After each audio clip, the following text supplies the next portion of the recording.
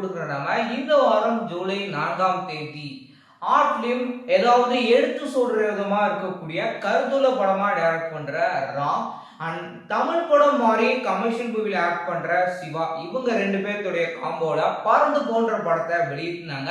அந்த படத்துடைய என்னுடைய ஒப்பீனியன் எப்படி இருக்குன்றதா நம்ம இன்னைக்கான வீடியோல பார்க்க போறோம். பட் அதுக்கு முன்னாடி இந்த படத்தோட ஸ்டோரியை ஷார்ட் அண்ட் ஸ்வீட்டா பார்க்கலாம் வாங்க.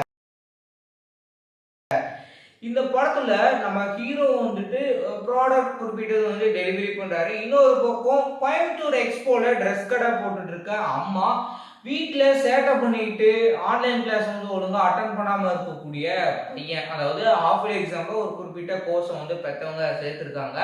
எங்கேயாவது வெளியில கொண்டுட்டு போங்க அப்படின்னு சொல்லிட்டு பெத்த பையன் சொன்ன காரணத்தினால அப்பாவும் மகனும் சேர்ந்து ரோட் ட்ரிப் போறாங்க. அப்படி ரோட் ட்ரிப் போகும்போது என்னென்ன நடக்குது அப்படின்றதான் இந்த படத்துடைய என்டையர் ஸ்டோரி.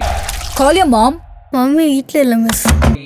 வழக்கமான ராம் படம் பார்க்குற மாதிரியான ஒரு ஃபீல் எனக்கு கொடுத்தது. அது போக வழக்கமாக நம்ம சிவா படம் பார்த்தோம்னா எப்படி இருக்குமோ அதே மாதிரி தான் இருந்தது. ஆனால் பல பேர் என்ன சொல்றாங்கன்னா இது ஒரு வித்தியாசமான படமா இருக்கு அப்படின்ற மாதிரி சொன்னாங்க.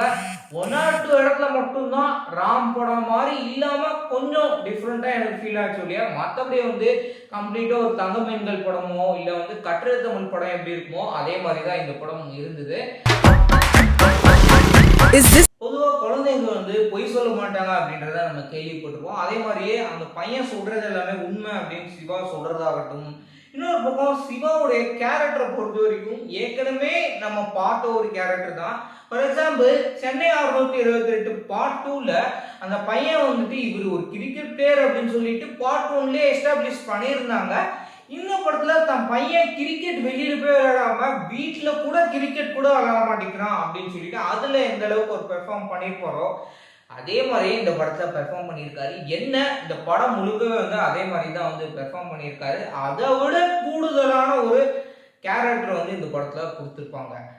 இது போக அஞ்சலி ஆகட்டும், அம்மா கேரக்டர்ல பிளே பண்ணவங்க மலையாள ஆக்டர்ஸ் அப்படின்னு சொல்லிட்டு முக்கிய கதாபாத்திரம் நடிச்ச எல்லாருமே தனக்குன்னு கொடுக்கப்பட்ட கேரக்டரும் சரி அவங்களுடைய கேரக்டரும் அவ்வளோ ஸ்ட்ராங்கா எழுதியிருந்தாங்க.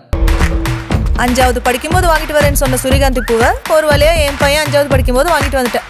எஸ்பெஷலி கட்டுறது தமிழ் சொல்லியே ஆகணுங்க. ஏன்னா அந்த படத்துல எந்த அளவுக்கு ஒரு மியூசிக் யுவன் சங்கர் ராஜா கம்போஸ் பண்ணி கொடுத்திருந்தாரோ அதே மாதிரியே இந்த படத்துல ஒரு மீட்டை போட்டிருக்காரு.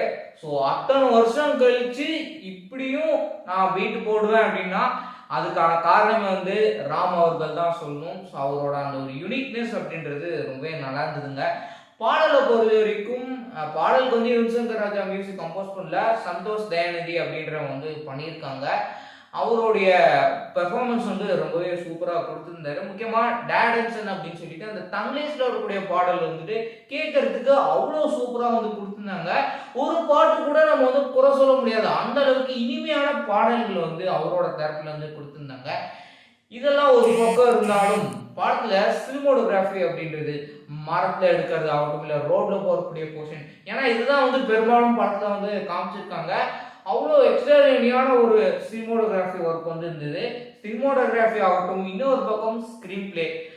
ராம் மக்களுக்கு ஏதாவது சொல்லணும் இல்லை இயற்கையா நம்ம இதெல்லாம் பிளேஸ்லாம் காமிக்கலாம். என்னெல்லாம் அப்பாவுக்கும் மகனுக்கும் இருக்கக்கூடிய ஒரு ரிலேஷன்ஷிப் இருக்கு. இப்போ இருக்கக்கூடிய ஜென்ரேஷன் எந்த அளவுக்கு பழகிட்டு இருக்காங்க அப்படின்றத இந்த படம் மூலயமா அவ்வளோ அழகா எடுத்து சொல்லியிருக்காரு. முக்கியமா இந்த படம் பெத்தவங்களுக்கு கருத்துள்ள ஒரு படமா பிரசன்ட் பண்ணியிருந்தாரு. கிளைமேக்ஸ்ல சொல்லக்கூடிய அந்த ஒரு கருத்துள்ள விஷயம் அவ்வளோ அழகா இருந்ததுங்க. மொத்தத்துல இந்த படம் எப்படி இருக்கு அப்படின்னு எடுத்துட்டீங்கன்னா ரொம்ப நாளைக்கு அப்புறம் நல்ல ஒரு ஃபீல் குட் மூவி பார்த்து ஒரு ஃபீல் கொடுத்துருக்கு. பார்க்கணும்னு நினைக்கிறவங்க இந்த படத்தை தாராளமாக பார்த்து என்ஜாய் பண்ணுங்க.